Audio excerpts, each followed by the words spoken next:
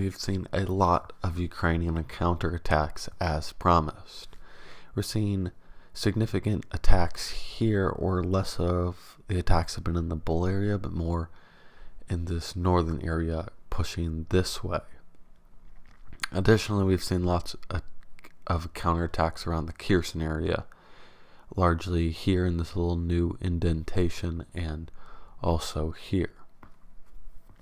One big worry about specifically this move is reports are Russian forces could move swiftly to encircle Ukrainian forces as they push here, so they need to make sure they secure their supply lines and movement, and same here a little bit where they're extending beyond their line.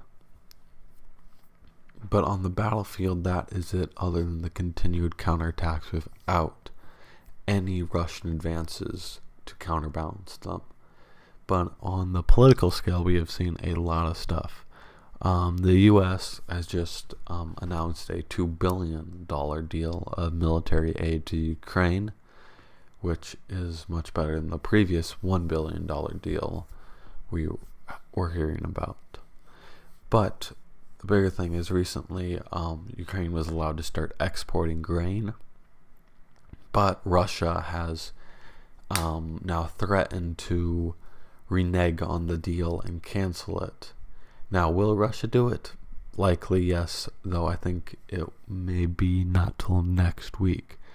I think Putin is waiting to see how effective these counterattacks are, and to see if he can use this wager of a threat of cutting off the grain to see if the West will lower the sanctions on Russia, as some economic indicators that we've just seen out of Russia are much worse than expected, with like the highest, with the most pessimistic, I should say, outlook being like a negative 12% GDP growth, which would be very bad for the Russian economy and Russian people.